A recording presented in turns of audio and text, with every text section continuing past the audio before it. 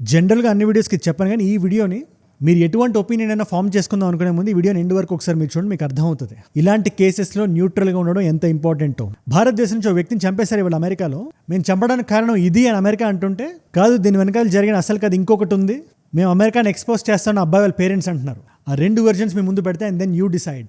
And అన్నిటికన్నా ముఖ్యంగా ఆ వ్యక్తి మన తెలంగాణకు సంబంధించిన వ్యక్తి, కాలిఫోర్నియాకు సంబంధించిన మొహమ్మద్ నిజాముద్దీన్ నాకు అబ్బాయి. ఆయన ఒంట్లోకి 4 తూటాలు దింపి పోలీసులు చంపేశారు. కాలిఫోర్నియాలో జరిగింది సెప్టెంబర్ 3వ తేదీన. ఇవాళ మనందరికీ న్యూస్ బయటకు వచ్చింది. Everybody is talking. In a shocker from the United States, a 30-year-old man from Telangana's Mahbubnagar district was allegedly shot dead by police in California. The incident కాకపోతే ఈ కేసు బ్లాక్ అండ్ వైట్ కాదు. పోలీసులు చాలా ఈజీగా మాకు hostility కనబడింది అబ్బాయిలో, మాకు చంపడం తప్ప వేరే ఆప్షన్ లేదని చెప్పి వీళ్ళు అంటుంటే, అబ్బాయి ఫ్యామిలీ ఒకటే మాట అంటుంది, కావాలనే ప్లాన్ చేసి పకడ్బందీగా చంపేశారు, రేషియల్ డిస్క్రిమినేషన్ చూపించారు మా అబ్బాయి మీద. హీ వాజ్ ఎ టెక్కీ, కాలిఫోర్నియాలో పనిచేస్తున్నాడు, సిలికాన్ వ్యాలీలో. అంటే ఒక లెవెల్ ఆఫ్ మెరిట్ ఉంటే తప్పితే అక్కడ వెళ్ళడం కుదరదు. కానీ ఏదైనా ఒక కేసు, ఒక బ్రుటాలిటీ జరిగినప్పుడు మనకి అర్థమవుతుంటుంది ఇది గ్రే ఏరియాలో ఉన్న కొంచెం ఎవరిది తప్పు అని. కాకపోతే ఈ కేసులో మన రెండు సైడ్లు మాడుకోలేదు. జాన్వీ లాంటి కేసు కాదు ఇది. ఇదే అమెరికన్ పోలీసులు జాహ్నవి కందులా అని మీకు ఎంతమందికి గుర్తుంది, జనవరి 2023లో అమ్మాయి పాపం రోడ్డు మీద నడుస్తుంటే 70-75 కిలోమీటర్ల స్పీడ్లో వచ్చి కొట్టింది. ఇది పోలీస్ కార్, మన ఆదోనికి సంబంధించిన అమ్మాయి ఆవిడ. ఇలా పోలీస్ బండి గుద్దడం వల్ల కేసు ఫేమస్ అవ్వలేదు. అలా గుద్దిన తర్వాత లోపల పోలీస్ ఉంటాడు కదా, డానియల్ ఆర్డరర్ అతని పేరు, ఆయన తోటి పోలీస్ ఆఫీసర్తో వాకీ టాకీలో మాట్లాడుతూ ఇది లిమిటెడ్ వాల్యూ, ఇది ఇవిడ పెద్ద ఇబ్బంది పడాల్సిన అవసరం లేదు, ఒక 11,000 చెక్ రాసి ఇచ్చేయండి అని చెప్తున్నాడు.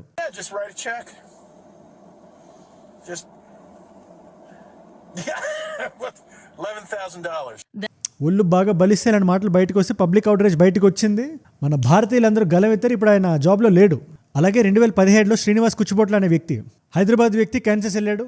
జాబ్ అయిపోయి బార్లో కూర్చొని మందు తాగుతుంటే రంగు బాలేదని చంపేశారు ఆయన్ని. అక్కడ locals it's clear cut case of racial discrimination. కానీ మొహమ్మద్ నిజాముద్దీన్ అనే వ్యక్తి కేసులో ఇద్దరు వ్యక్తులు 2 విధాలుగా మాడుతున్నారు. పేరెంట్స్ సైడ్ ఒక మాట మాడుతుంటే పోలీసులు ఇంకో మాట మాడుతున్నారు. అసలు ఏం జరిగింది, శాంటా క్లారాలో ఆయన ఇంటున్న ఇంటికి పోలీసు ఎందుకు వెళ్లాల్సి వచ్చింది, చూసి చూడగానే ఎందుకు కాల్చాల్సి వచ్చింది, ఆ తూటాలు చనిపోయాడు ఆయన. ఇది ఎలా అన్ఫోల్డ్ అయిందో బోత్ సైడ్స్ మనం తెలుసుకుందాం. మనకు న్యాయం కావాలి అల్టిమేట్లీ. మీకు రోషమోన్ ఎఫెక్ట్ అని చెప్పి ఒక థియరీ ఉంటుంది స్క్రీన్ రైటింగ్లో. ఇది అకిరా కురోసావా గారి సినిమా. ఇది ఒకటే క్రైమ్ చుట్టూ రకరకాల వ్యక్తులు రకరకాల విధాలుగా మాడుతుంటారు.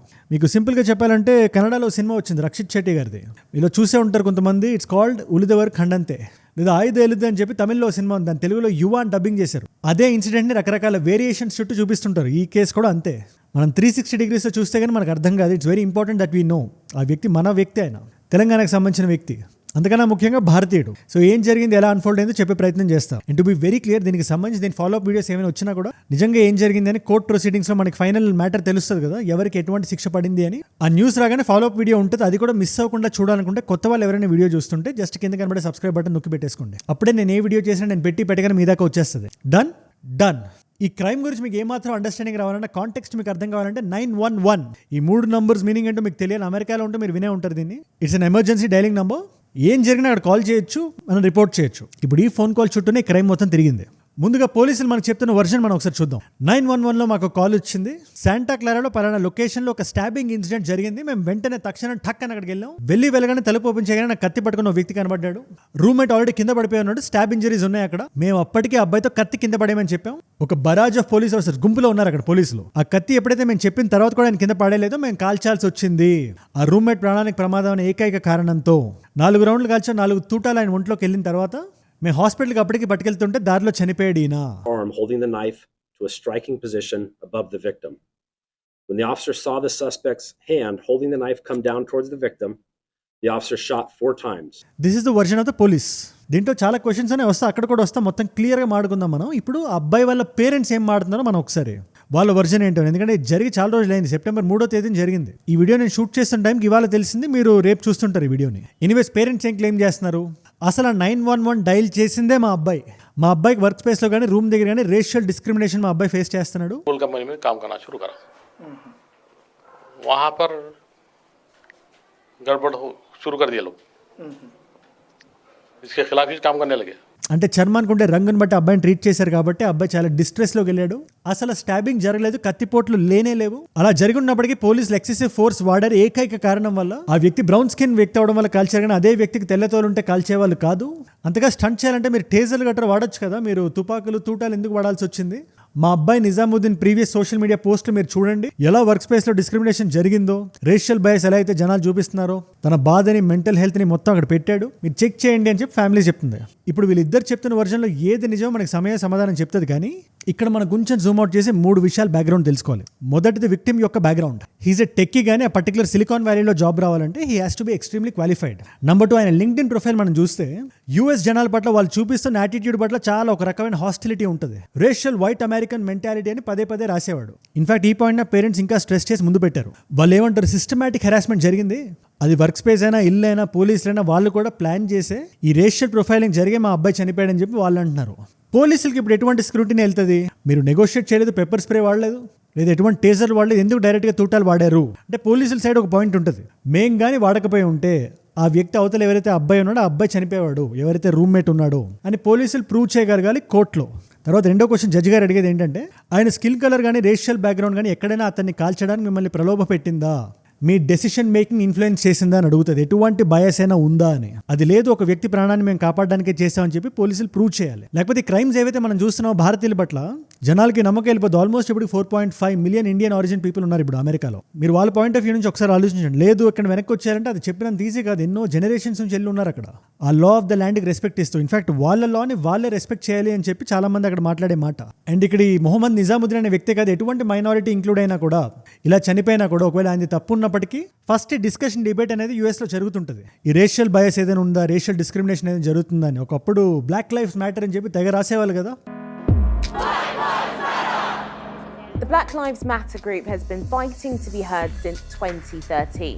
ఇన్ఫాక్ట్ మన భారతదేశం నుంచి చాలా మంది రాశారు. మరి మన దేశంలో ఉండే వాళ్ళు ఇప్పుడు భారతీయుల పట్ల ఇలాంటి అట్రాసిటీస్ జరుగుతున్నప్పుడు బ్రౌన్ లైఫ్స్ మ్యాటర్ అని ఎందుకు మాట్లాడలేదు? ఈ నిజాముద్దీన్ కేసు పక్కన పెట్టండి, ఎందుకంటే ఇది ఇంకా కోర్టులో తేలాల్సి ఉంది. మన స్టేట్ నుంచి వెళ్ళిన జాన్వి అనే అమ్మాయి పరిస్థితి ఏంటి?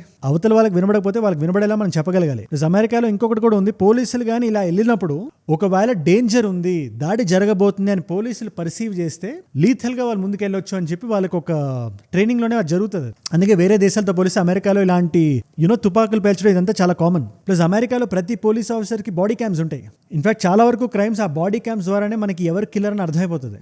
పోలీసులు వెళ్ళి ఫస్ట్ ఇన్వెస్టిగేషన్ జరిగినప్పుడు ఆ వ్యక్తి ఎలా బిహేవ్ చేస్తాడు అంతా కూర్చొని బాడీ లాంగ్వేజ్ ఎక్స్పర్ట్స్ అది చూసి దాన్ని బట్టి వాళ్ళు ఇన్వెస్టిగేషన్ ప్లాన్ చేసుకుంటారు. సో ఈ పర్టికులర్ కేసులో, ఈ నిజాముద్దీన్ కేసులో ఆ బాడీ క్యామ్ ఉందా లేదా, ఉంటే ఆ బాడీ క్యామ్ ఎక్కడుంది, పోలీసులు చెప్పిందంతా నిజంగానే జరిగిందా లేదా పేరెంట్స్ చెప్పినట్టు జరిగిందా, వీళ్ళిద్దరిలో ఎవరు చెప్తుంది నిజం? ఎందుకంటే ఒకవేళ నిజంగా పోలీసులు చెప్తుంది నిజమైతే ఒక వ్యక్తి ప్రాణాలని కాపాడడం కోసం చేశారంటున్నారు కదా, అది ప్రూవ్ చేయగలుగుతుందా బాడీ క్యామ్ మనం చూడాలి. అప్పటికే సివిల్ రైట్స్ యాక్ట్ అని, ఓటింగ్ రైట్స్ యాక్ట్ అని, ఫెయిర్ హౌసింగ్ యాక్ట్ అని 1964లో, 65లో, 85లో ఇలా రకరకాల సంవత్సరాలు రకరకాల యాక్ట్స్ వచ్చాయి రేషియల్ డిస్క్రిమినేషన్ సంబంధించి. బట్ స్టిల్ చూస్తూనే ఉన్నాం ఇలాగా. యాజ్ ఎ సొసైటీ అమెరికా ఎలా ఫంక్షన్ అవుతుందో మనకి ఇప్పుడు బయట చూస్తుంటే చాలా భయం వేస్తుంది.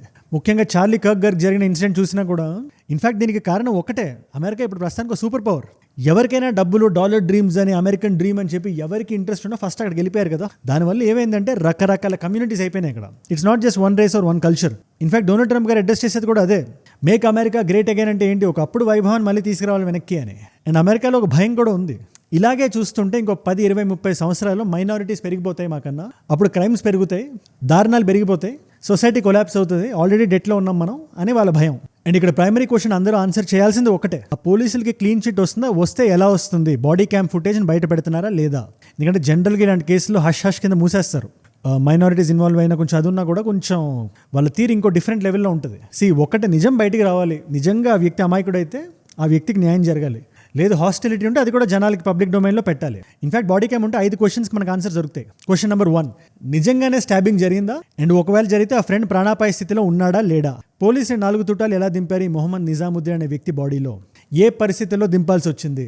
అసలు నాన్ లీథల్ ఆయుధాలను వాడే అవకాశం వచ్చిందా? ఆ సమయం వాళ్ళకి దొరికిందా? ఆ 911 కాల్ చేసింది ఎవరు? నిజాముద్దీనా, రూమ్మేటా? అండ్ అన్నిట్లుగానే ఇంపార్టెంట్గా తన సోషల్ మీడియా పోస్ట్లో పెట్టిన రేషియల్ హెరాస్మెంట్ ఎలిగేషన్స్ ఏవైతే ఉన్నాయో వాటిలో ఎంతవరకు నిజం ఉంది? ఒకవేళ ఉంటే ఈ స్టాబింగ్కి దానికి ఎటువంటి సంబంధమైనా ఉందా? ఈ ఆల్టర్కేషన్లో ఎవరిని ప్రవోక్ చేశారు?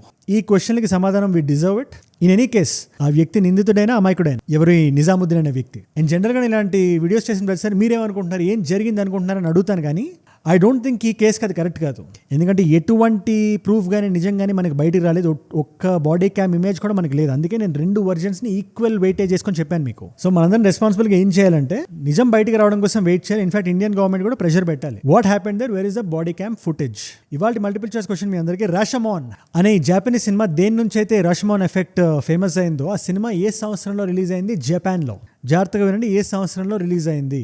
Option A is 1949, option B is 1950, option C is 1962, option D is 1973.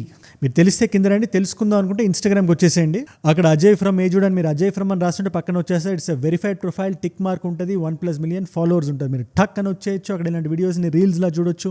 నా లైఫ్లో నా చుట్టూ ఏమైనా జరుగుతున్నా, నాకు ఏదైనా వీడియో ఐడియా టాపిక్ ఇద్దామనుకున్నా, లేటెస్ట్ న్యూస్ని స్టోరీస్లో చూద్దాం అనుకున్నా, ఈ క్వశ్చన్స్కి ఆన్సర్స్ తెలుసుకుందాం అనుకున్నా, it's a great place. Multipurpose కింద ఉంటుంది. వచ్చేసేయండి. అండ్ ఒకవేళ క్వశ్చన్కి ఆన్సర్ ఇక్కడ లేకపోతే ఖచ్చితంగా మన ఏజుడ్ రీల్స్ అనే పేజ్లో పెట్టేయమంట. అండ్ బై ద వే ఏజుడ్ గ్లోబల్ ఇస్ అవర్ ఛానల్. నా కైండ్ ఆఫ్ వాయిస్ని మీరు నాన్ తెలుగు ఫ్రెండ్స్కి మీరు షేర్ చేద్దాం అనుకున్నా. అండ్ ఏజుడ్ unfiltered is our life style channel.